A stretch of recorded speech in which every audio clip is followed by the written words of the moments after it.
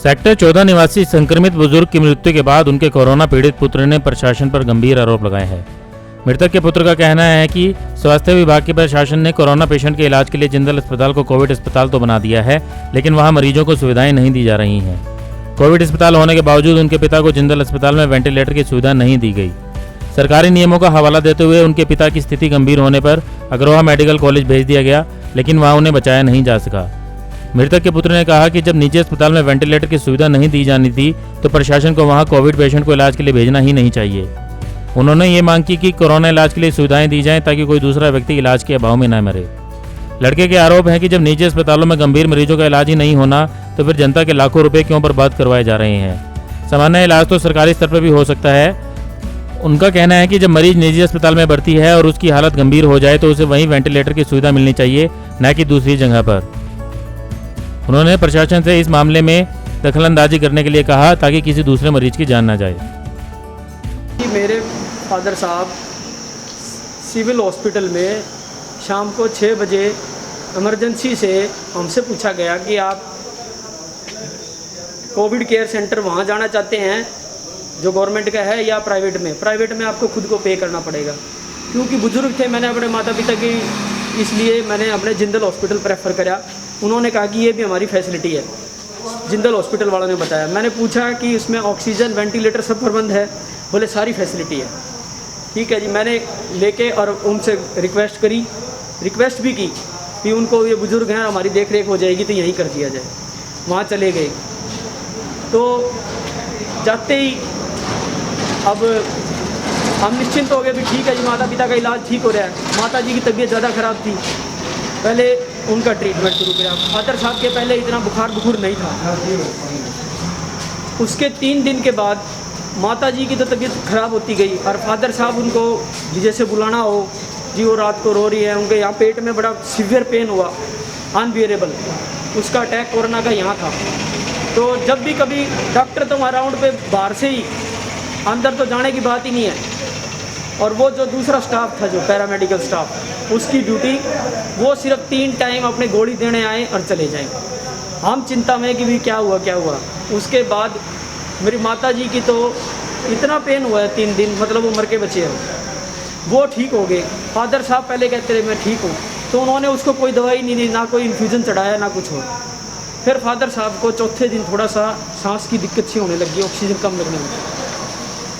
Doctor अंदर जाने की बजाय एक उन्होंने फ़ोन नंबर दे रखा है, भाई आप इससे वीडियो कॉन्फ्रेंस करके और पेशेंट इससे बता दे। डॉक्टर कोई गया ही नहीं पास, वो बाकी स्टाफ को ये बता देता ये ले लो मेडिसिन, ये दे दो।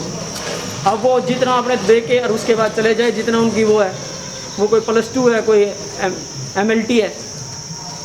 तो उसके बाद मेरे पिताजी की अब कल रात की बात है, उनको वो दिन में भी सुबह भी थोड़ी ऑक्सीजन की डिमांड थी, उन्होंने ऑक्सीजन लगा दी।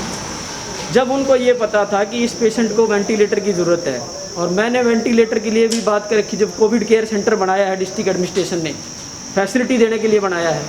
और नीडी पेशेंट, मेरे फादर बिल्कुल ठीक, खूब बात कर रहे 3 टाइम।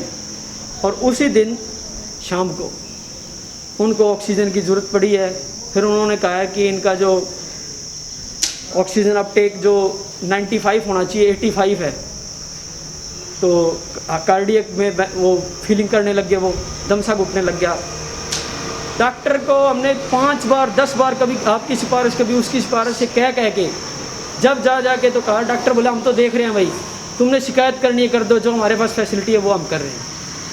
डॉक्टर अपने आप तो मैंने मैं बता नहीं सकता, मैंने इतने पापड़ बेले हैं, इतनी उनसे मिन्नत करी है कि आप ही भगवान हैं, आप ही बचा दो। तो उनको बचाने की बजाय मैंने रात को भी, उन्होंने जब मेरे को कहा ना भी इनको वहाँ ले जाना पड़ेगा, माँ जी हमने तो आपको यहाँ करवाया था एडमिशन, तो यहाँ ट्रीटमेंट करो। बोले हम इसके कोविड के पेशेंट के लिए है ना, ये यूज़ नहीं कर सकते वेंटिलेटर। 7-8 पेशेंट है वहाँ पे। मेरे पिताजी तो चले गए, किसी और के भी जा सकते हैं इसे। तो अगर उन्होंने शुरू की है, पैसे ले रहे हैं, तो क्यों नहीं उन्होंने वो दी वेंटिलेशन। अग्रोहा में सुविधा मिली या नहीं मिली? अगर वहाँ में ले गए जी, अब रात को आप बताओ, रात में आपको खुद को पता है, आप देखते हो कितना स्टाफ वहाँ पे होता है, आप कितनी बार ड्यूटी जाके चेक करते हो। सिर्फ जो 10 बजे जो डोज दे के जाता है उसके बाद वो चले गए। वेंटिलेटर पता नहीं लगा था नहीं लगा था, लेकिन जब वो उससे पहले वाले दिन भी यहाँ पे थे तब भी वो रात को तड़पते रहे। उनको रात को बुखार आता है 102, 103, 104। वो अंदर से टूट गए, बोला मेरे से अब नहीं चला जा रहा। और मैंने रिक्वेस्ट भी करी एडमिनिस्ट्रेशन को, जिंदल को भी फ़ोन करवाया मैंने, उनके पीए तक को फ़ोन करवाया किधर किधर से, लेकिन डॉक्टर ने ये बहाना दे दिया कि बोले ये कोविड केयर के लिए वहाँ ले जाना है। जब यही मेरे को लेना था तो मैं शुरू में ही क्यों लेके जाता यहाँ जिंदल में, शुरू में ही वहीं करवाता एडमिट। जब मेरे फादर को ज़रूरत थी वेंटिलेशन की तब उन्होंने रात को वहाँ 12 बजे वहाँ पे था। तो भी आपकी मदर भी वहाँ पर एडमिट है, तो आपको क्या करेंगे उस केस में? अब वो देखो, अब उनकी रिपोर्ट अभी तक उन्होंने अपना हिसाब किताब बनाने के लिए अभी तक वहीं रख रखा है, उनकी टेस्टिंग नहीं करवाई दूसरी, ठीक है। और मेरे से अभी तक 1,30,000 रुपये ले चुके हैं वो, जिसमें मेरे फादर के कोई इन्फ्यूज़न स्टार्ट भी नहीं हुआ, एक ही बार लगाई थी, नॉर्मल सलाइन लगाई थी, उसकी भी फ़ोटो भेजी हुई है मेरे पास। जो 1,30,000 आप लेने के मामले बता रहे हैं वो जिंदल हॉस्पिटल ने लिए? जिंदल हॉस्पिटल ने लिए हैं जी। तो इस संबंध में आपकी सीएमओ से कोई बात हुई?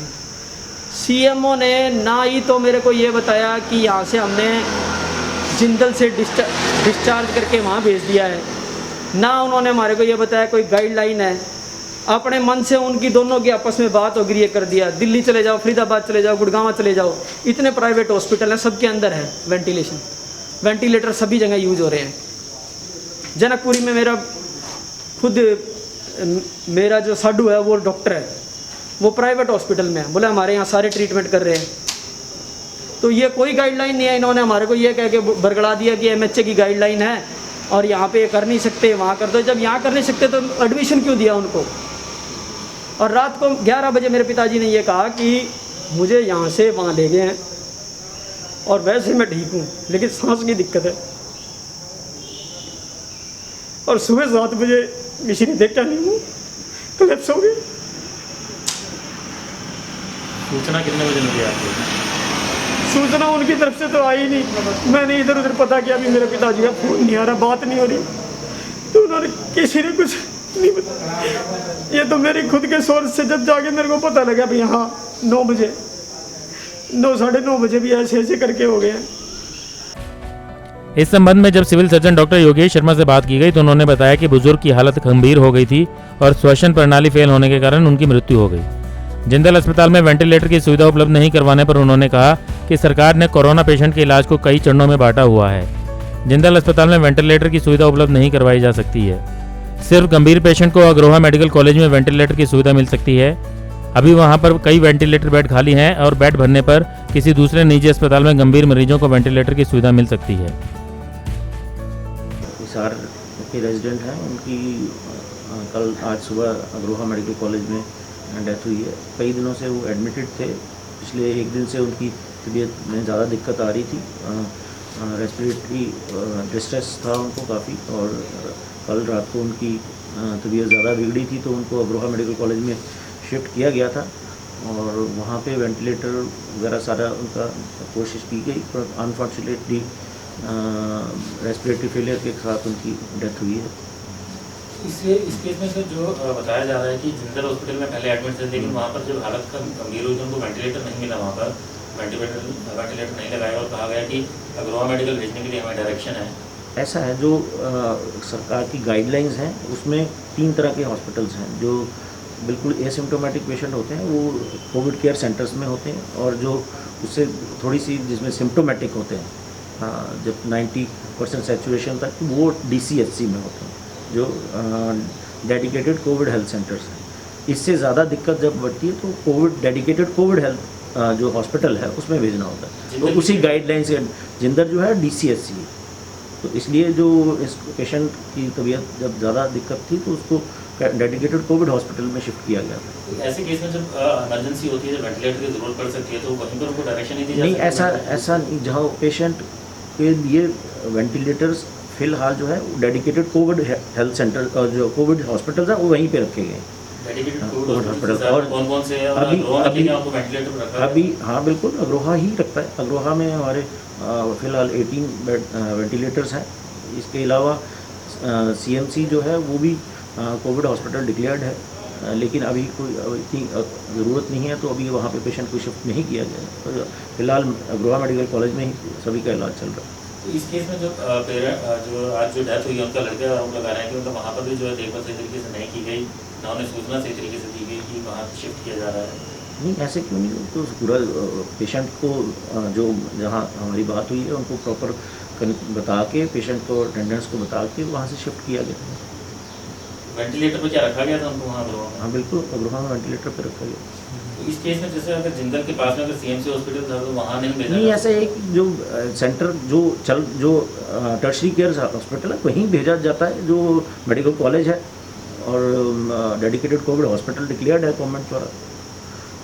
तो इस तरीके की कोई डायरेक्शन इस तरह की मतलब जैसे पेशेंट की हिस्ट्री को ध्यान रखते हुए उसकी तबीयत अगर खराब हो रही है तो पहले ही उसको शिफ्ट किया जाए? नहीं, ऐसा पेशेंट को देख के ही शिफ्ट किया जाता है। जब उसकी ज़रूरत पड़ती है उसी के अकॉर्डिंगली ही ये डिसीजन लिया गया है। क्योंकि मतलब जो लड़का है उनको ये कह रहा है कि जी मतलब 11 बजे तक हमारी बातचीत हो रही थी, बिल्कुल ठीक थे, कोई दिक्कत नहीं लग रही थी, थोड़ी बहुत सांस की तकलीफ थी। पेशेंट जो डॉक्टर है उसको ज़्यादा आइडिया होता है कि पेशेंट की कंडीशन कैसी है। तो उन्होंने पेशेंट की तबीयत ज़्यादा दिक्कत उसमें सैचुरेशन, ऑक्सीजन सैचुरेशन जब उसकी डिक्रीज़ कर रही थी तभी उन्होंने अकॉर्डिंग टू गाइडलाइंस उन्होंने डिसीजन लिया। सर उनके लड़का ये भी इल्ज़ाम लगा रहा है कि 1,30,000 रुपये जिंदल हॉस्पिटल में ले लिए, लेकिन उसके बाद भी कोई भी डॉक्टर उनके पास तक नहीं है। ये इसके बारे में हम जांच कर रहे हैं कि ऐसा कोई है नहीं। जो भी हॉस्पिटल्स हैं वो उनको आयुष्मान भारत के वो रेट्स जो है वो सरकार द्वारा पेशेंट को ट्रीटमेंट के लिए दिए जाएंगे। ओवर एंड अबव जो है वो चार्ज करेंगे। उसकी अगर कोई इसके बिलों में कोई ऐसी कोई दिक्कत ओवर चार्जिंग है तो उसकी हम जांच करवा लेंगे। तो अगर आयुष्मान भारत में कोई अगर कवर नहीं होता, तो पेशेंट कवर नहीं होता है तो भी क्या सरकार देगी? बिल्कुल, जो पेशेंट हमारा जो आयुष्मान भारत के रेट्स हैं वो वहाँ वो बिल हॉस्पिटल हमारे को रेज करेगा, हॉस्पिटल डिस्ट्रिक्ट एडमिनिस्ट्रेशन को उसके द्वारा दिए जाएंगे। 1,30,000 1,40,000 जितना दिन का उसका आयुष्मान भारत के अकॉर्डिंगली बिल बनेगा वो यहाँ भेजेंगे, यहाँ से पेमेंट होगी। अगर वो किसी अन्य कैटेगरी जो है जैसे गवर्नमेंट सर्वेंट है या वो इंश्योर्ड कैंडिडेट है वो अगर वो नहीं है तो। बता दें कि सेक्टर 14 निवासी बुजुर्ग को 5 जून को कोरोना संक्रमित होने के बाद अस्पताल में दाखिल करवाया गया था। बुजुर्ग और उनकी पत्नी को अपनी उस बेटी से संपर्क में आने पर कोरोना हुआ था जिसकी डिलीवरी सर्वोदय अस्पताल में हुई थी। बाद में बुजुर्ग के पुत्र को भी कोरोना हो गया था। बुधवार सुबह अग्रोहा मेडिकल में बुजुर्ग की मृत्यु हो गई। उनका अंतिम संस्कार ऋषिनगर स्थित शमशान गृह में किया गया। यहाँ नगर निगम के कर्मचारियों ने पीपीई किट पहनकर अंतिम क्रियाएं संपन्न करवाई। ब्यूरो रिपोर्ट, नई ताज़ा न्यूज़, हिसार। लेटेस्ट वीडियोस के लिए सब्सक्राइब करें हमारा चैनल नई ताज़ा न्यूज़ और दबाएं बेल आइकॉन ताकि आप मिस न करें कोई भी अपडेट।